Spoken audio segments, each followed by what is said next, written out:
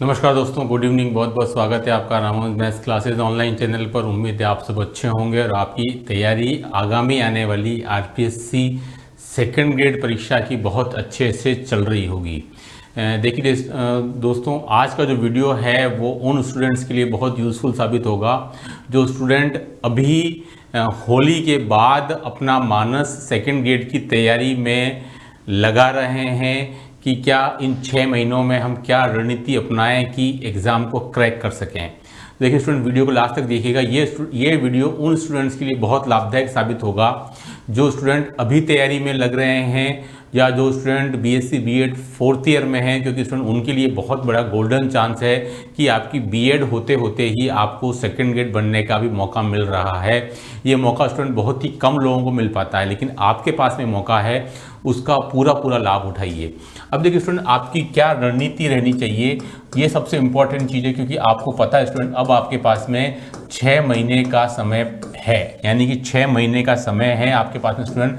तो अब आप कैसे क्या तैयारी करें कि आप ये एग्ज़ाम निकाल सकें। नंबर 1, सबसे पहले स्टूडेंट आपको पॉजिटिव एटीट्यूड अपनाना है। मतलब आपको ये दिमाग में बिठा लेना है कि नहीं, 6 महीने में भी तैयारी की जा सकती है और सेकंड ग्रेड जैसा एग्ज़ाम निकाला जा सकता है। पहली बात तो ये, जब तक कि आप अपने आप में कॉन्फिडेंस नहीं बनाएंगे तब तक आपकी नाव हमेशा हिचकोले खाती रहेगी कि सिलेबस भी पूरा होगा कि नहीं होगा, मेरा सिलेक्शन होगा कि नहीं होगा, मैंने कहीं गलती तो नहीं कर दी ये डिसीजन लेकर के कि मैं सेकंड ग्रेड की तैयारी कर रहा हूँ। ये सब बातें आपको दिमाग से बिल्कुल निकाल देनी है और आपको पूरी तन्मयता के साथ में पॉजिटिव माइंडसेट के साथ में आपको बात बिठा देनी है कि नहीं, मैं डेली का 7 से 8 घंटे पढ़ूंगा तो डेफिनेटली मैं ये एग्ज़ाम को निकाल पाऊंगा। अब वो कैसे क्या करना है उसको लेके वीडियो है, ठीक है। अब देखिए स्टूडेंट, आपको ये मान के चलना है कि आपको अभी जो मैथ्स और जीके जो है वो अब आपको साथ साथ ही चलाना पड़ेगा, क्योंकि अब आप वो रणनीति नहीं अपना सकते हैं कि सर पहले मैं मैथ्स कर लूँ 6 महीने और उसके बाद में मैं जीके कर लेता हूँ। अब वो नहीं चल पाएगा। आपको मैं तो कहूँगा मैथ्स, जीके, साइको, है ना, मेथोडोलॉजी, सारी चीज़ें जो है स्टूडेंट आपको अब साथ साथ चलानी पड़ेगी, क्योंकि आप एकदम फ्रेशर स्टूडेंट हैं और इसके पहले आपने सेकंड ग्रेड के सिलेबस को भी नहीं देखा है, ठीक है। तो स्टूडेंट देखिए, डेफिनेटली 6 महीने भी आप निकाल सकते हैं, बट मैंने वही कहा है कि आपका पॉजिटिव माइंडसेट और आपकी विल पावर कितनी तगड़ी है इस एग्जाम को क्रैक करने को लेकर, सब कुछ उसी पर निर्भर करता है। वही 50% आपका काम सोल्व कर देती है, 50% आपकी पढ़ाई है। तो देखिए स्टूडेंट, अब आप क्या करेंगे, मैंने आपको फिर कहा है आपके पास ऑप्शन वो खत्म हो गया है कि आप मैथ्स को पहले सिलेबस कर लें या आप जीके का सिलेबस पहले कर लें, उसके बाद में फिर आप दूसरा करें, क्योंकि 6 महीने में स्टूडेंट आपको सिलेबस भी करना है और साथ में इसका रिवीजन भी करना है स्टूडेंट। ये सबसे बड़ी बात है। यानी कि आप समझ सकते हैं स्टूडेंट, अगर आप 8 घंटे पढ़ते हैं स्टूडेंट, अगर आप 8 घंटे पढ़ते हैं स्टूडेंट, तो इसमें से आपको 5 से 6 घंटे स्टूडेंट देखो आपको मैथ्स को देने हैं और बाकी का जो स्टूडेंट 2 से 3 घंटे आपको देने हैं जीके को। यानी कि जीके प्लस साइको वाला पार्ट है इसके अंदर, है ना। और स्टूडेंट देखिए, ये इसमें आपका मैथ्स प्लस मैथोडोलॉजी वाला पार्ट है ना। यानी कि अगर आप 8 घंटे, देखिए स्टूडेंट इससे कम में काम चलने वाला है नहीं, मैं फिर बता देता हूँ, ठीक है। कम में काम चलेगा नहीं। अगर आप अभी भी 3-4 घंटे पढ़ते हैं तो बहुत मुश्किल हो जाएगा, आपका एक ही बार सिलेबस नहीं होगा, ठीक है। और स्टूडेंट मैथ्स में सिलेबस भी करना है और उसका रिवीजन भी करना है, क्योंकि सिलेबस करने से काम नहीं चलता स्टूडेंट, मैथ्स में रिवीजन उससे भी ज़्यादा इंपॉर्टेंट है, ठीक है। अगर आप 8 घंटे पढ़ रहे हैं तो स्टूडेंट आपको 5 to 6 यानी कि 60% पार्ट आपको मैथ्स को देना है और मैथोलॉजी को, और जो बाकी का रिमेनिंग 40% है वो आपका जीके और साइको को जाएगा, ठीक है। नंबर 1, भूल करके भी आप ऑब्जेक्टिव टाइप बुक्स को ना पढ़ें, भले वो मैथ्स में हो चाहे भले वो जीके में हो, ठीक है। इस बात को बिठा लें। कई बार क्या होता है स्टूडेंट उस बुक को ऑप्ट कर लेता है जो देखने में कुछ पतली सी होती है और उसमें ऑब्जेक्टिव टाइप क्वेश्चन होते हैं स्टूडेंट। देखिए उससे कुछ नहीं मिलेगा। आरपीएससी जो है वो आपकी डीपली नॉलेज को चेक करती है, भले ही आपका इंटरव्यू नहीं हो रहा है सेकंड ग्रेड में, लेकिन वहाँ वो आपके चरित्र को, आपके नेचर को भांप लिया जाता है पेपर के लेवल के बेस पे स्टूडेंट, ठीक है। तो इसलिए आप मान के चलिए कि आप ऑब्जेक्टिव टाइप बुक्स को भूल कर भी ना पढ़िए। मैं आपको फिर कह रहा हूँ, आपको डिस्क्रिप्टिव बुक्स ही पढ़नी है, डीपली पढ़ना है, चीज़ों को ज़्यादा टेंशन नहीं लेनी सिलेबस की, क्योंकि सिलेबस देखिए स्टूडेंट अब वो समय चला गया कि अब 100% सिलेबस कर लें। मैं फिर कह रहा हूँ, आप 80% सिलेबस या 75% सिलेबस से ज़्यादा का ना सोचें, स्पेशली मैथ्स में। जीके में तो आपका हो जाएगा, लेकिन आप मैथ्स में देखिए स्टूडेंट, मैं फिर कह रहा हूँ, आप 80% से ज़्यादा सिलेबस का ना सोचें या 75%, और आप टारगेट बना लें कि भाई साहब मेरे को 4.5 महीने में या फिर मुझे 5 महीने में सिलेबस करना है, उस लास्ट 1 मंथ में मुझे रिवीजन करना है।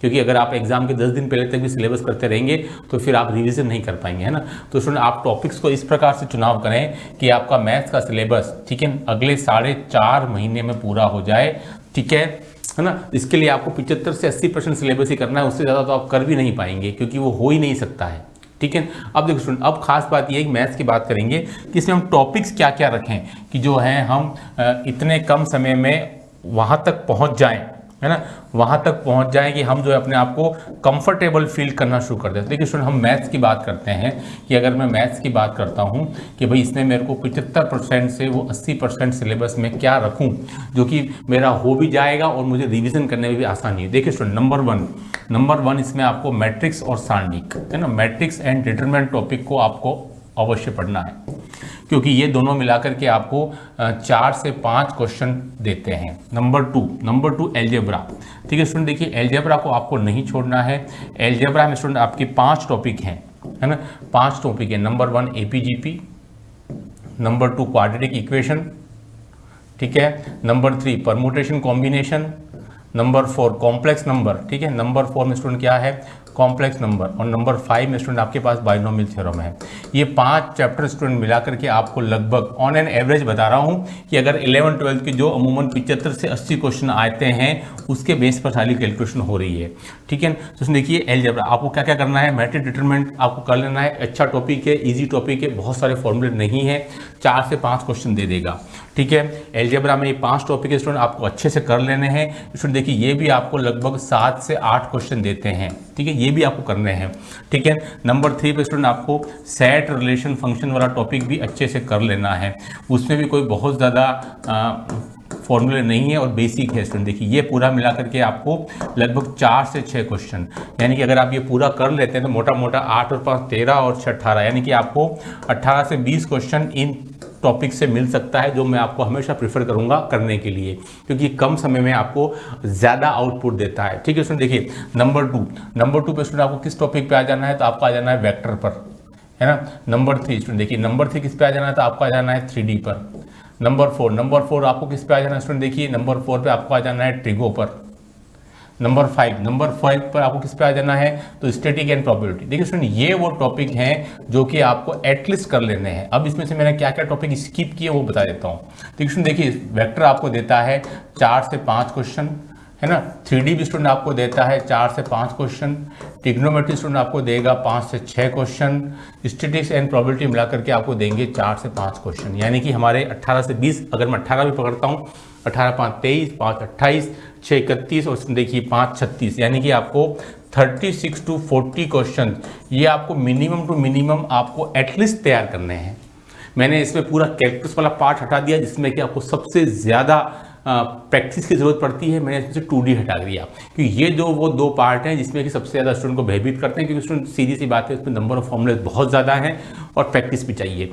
तो ये आपको काम पहले कर लेना है, देन समय बचता है तो फिर आपको कैलकुलस और 2D की तरफ आना है, ठीक है स्टूडेंट। देखिए यहीं से आपका 36 to 40 क्वेश्चंस आपके मिल जाएंगे अगर 75 से 80 क्वेश्चन, यानी कि 50% मोर देन ये आपका काम यहाँ से हो जाने वाला है ना। 36 to 40 क्वेश्चंस आपको डेफिनेटली यहाँ से मिल जाएंगे, ठीक है। फिर आपको 9-10 पर फोकस करना है। 9-10 वो है जो कि आपका सरल है, इजी है, 10 से 12 क्वेश्चन वहाँ से भी मिल जाते हैं स्टूडेंट, वो भी फोकस करना है, ठीक है।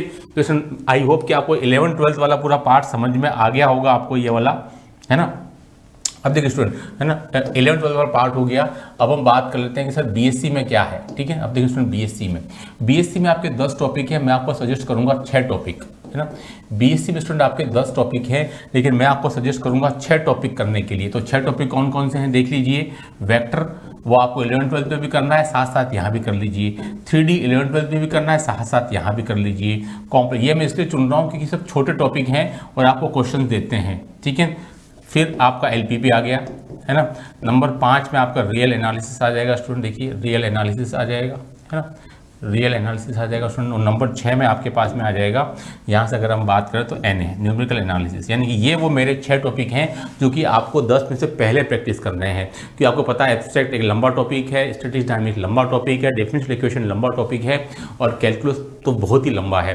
तो देखिए आपको ये 6, अगर यहाँ से आपको 50 क्वेश्चन आते हैं स्टूडेंट, तो ये 6 टॉपिक मिला करके आपको लगभग 35 क्वेश्चन तक के आसपास आपको दे देंगे, 30 से 35 क्वेश्चन। तो कहाँ दिक्कत है, वहाँ आपको 35 से 40 मिल रहे थे, 9 10 के 10 से 12 और 35 से 35 सब मिला करके आपको 85 से 90 क्वेश्चन स्टूडेंट आपको मिल रहे हैं। तो ये इनफ है सिलेक्शन के लिए, कोई दिक्कत वाली बात नहीं है। लेकिन बात वही है कि आपको चीज़ों को डीपली पढ़ना पड़ेगा, केवल ऊपरी तौर पर पढ़ने से कुछ नहीं मिलेगा, है ना। मैंने इसमें से 11th 12th में से कैलकुलस वाला part, differential calculus, integral calculus सब हटा दिया और 2D हटा दिया। बाकी जो बच रहा स्टूडेंट वो 11th 12th की बात कर ली। और इधर BSc के तो मैंने 6 टॉपिक लिए हैं, ये 6 टॉपिक वो है जो छोटे छोटे हैं, ठीक है। और हर एक से लगभग आपके 4 to 5 क्वेश्चन पुटअप होते हैं स्टूडेंट, ठीक है। तो अगर आप अभी से पढ़ रहे हैं और 6 महीने में तैयारी के लिए स्टूडेंट देखिए, तो आप इन चीज़ों को पहले प्रेफरेंस दें, क्योंकि सिलेबस छोटा है इन चीज़ों का। और आप कर भी सकते हैं कि स्टूडेंट देखिए, अगर आपको लगता हो कि नहीं यार लेंदी हो रहा है, तो आप नीचे से NA को हटा दीजिए, है ना, कि सर टाइमिंग नहीं मिल रहा हमको प्रैक्टिस के लिए, तो आप डेफिनेटली आप NA को हटा देंगे, कोई प्रॉब्लम वाली बात नहीं है। तो जितने हैं उतने पे जाइए, लेकिन आपका फिक्स टारगेट है कि मुझे 4.5 से 4.25 महीने के अंदर मेरा सिलेबस जितना हो जाता है उतना पर्याप्त है, मैं उसके आगे कुछ भी नया नहीं पढ़ूंगा। यानी कि एग्ज़ाम के पहले 40 से 45 दिन पहले मुझे अपना रिवीजन फिर से स्टार्ट कर देना है। लेकिन सुनिए, ये सबसे बड़ी बात है कि रिवीजन आपको स्टार्ट करना पड़ेगा टाइम रहते। अगर आप वहाँ पीछे रह गए तो फिर आप बहुत पीछे रह जाएंगे स्टूडेंट, ठीक है। उसमें देखिए 6 महीने की रणनीति है। डेफिनेटली एग्ज़ाम तो अभी 6 महीने बाद होने वाला है ना। और सीट्स का अभी तक वर्गीकरण हालांकि हमारे पास आया नहीं है, हो सकता है सीट्स की संख्या कुछ बढ़ भी जाए। और इसकी भी उम्मीद है कि एक नई वैकेंसी भी, बार बार माननीय शिक्षा मंत्री महोदय ने कहा है कि नई भर्ती भी आएगी स्टूडेंट, ठीक है। क्योंकि 1.25 लाख पदों की घोषणा हुई है, तो सीधी सी बात है, हो सकता है इस साल के अंत तक आपको एक नई भर्ती सेकेंड ग्रेड की भी दिख जाए, जो इस वाली भर्ती से दुगुने तिगुने 4 गुने पदों पर आपको दिखाई दे सकती है। तो आपकी पढ़ाई बेकार नहीं जाएगी। आप लगातार तैयारी करते हैं स्टूडेंट, तो डेफिनेटली ये पढ़ाई आपके काम आने वाली है, ठीक है स्टूडेंट। अब रही बात मेथोडोलॉजी की, तो मैं आपको फिर कहता हूँ, मेथोडोलॉजी के लिए कोई भी ऑथेंटिक बुक हो, भले मंगल की बुक हो, भले कुलश्रेष्ठ की बुक हो, आपको अभी से करते जाना। कि स्टूडेंट देखिए, अगर आपके मेथोडोलॉजी में 12 से 15 क्वेश्चन सही हो जाते हैं स्टूडेंट, तो बहुत अच्छी बात है। आप ज़्यादा की कोशिश मत कीजिए, कि मैं कहता हूँ मेथोडोलॉजी वाला एक दुधारी तलवार है।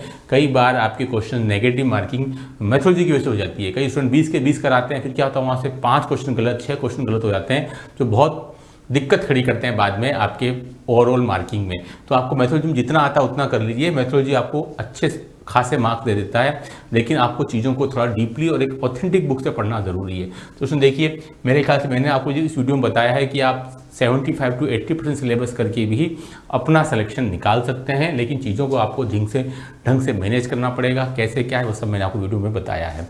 हमारे यहाँ एक नया बैच स्टूडेंट आपके 17 मार्च 25 से शुरू हो रहा है।